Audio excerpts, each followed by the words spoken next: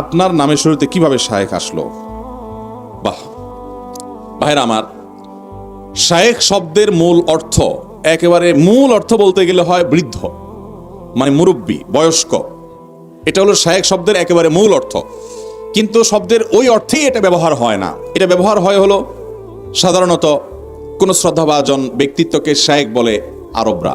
এটা আরবদের একটা ট্র্যাডিশন বলতে পারেন। তারা শ্রদ্ধাভাজন ব্যক্তিকে, বিশেষ করে আলেমুল আমাদেরকে, শুধু আলেমুল আমা না, তাদের দেশে অবশ্য সিনিয়র কোনো ব্যক্তি, গুরুত্বপূর্ণ কোনো ব্যক্তিকে তারা শায়েখ বলে। আমরা যেরকম ধরুন জনাব বলি, আলেমদেরকে হুজুর বা মৌলানা বলি, আলেমদেরকে বিশেষভাবে আমরা সম্বোধন করি, হুজুর বলে সম্বোধন করি, হজরত বলে সম্বোধন করি, তারা শায়েখ বলে সম্বোধন করে।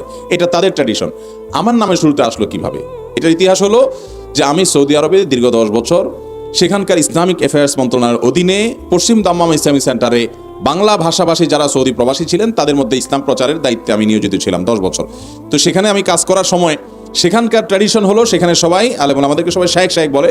তো ওখানে যাওয়ার পরে আমার সৌদি কলিগ যারা আছেন অথবা আমাদের দেশীয় যারা ছিলেন, আমাদের সহকর্মী ইন্ডিয়ান, ফিলিপাইনি, বিভিন্ন দেশের ছিলেন, তো তাদের সবার মধ্যে ওখানে শায়েখ শব্দের প্রচলনে সবাই সবাইকে শায়েখ বলে। তো যেহেতু আমি সেখানে একজন আলেম হিসাবে দায়িত্ব পালন করেছি, দায়ী হিসাবে দাওয়াতের কাজ করেছি, খুব স্বাভাবিকভাবে সবাই শায়েখ বলতে বলতে শায়েখ উঠে গেছে। এটা আমি কোনো মায়ের পেট থেকে নিয়ে আসিনি, আবার এটা কোনো বানায়াত কেউ দেয় নেই। এটা ওখানে থাকার কারণে, আরব দেশে থাকার কারণে সেখান থেকে শব্দটার প্রচলন হয়ে গেছে।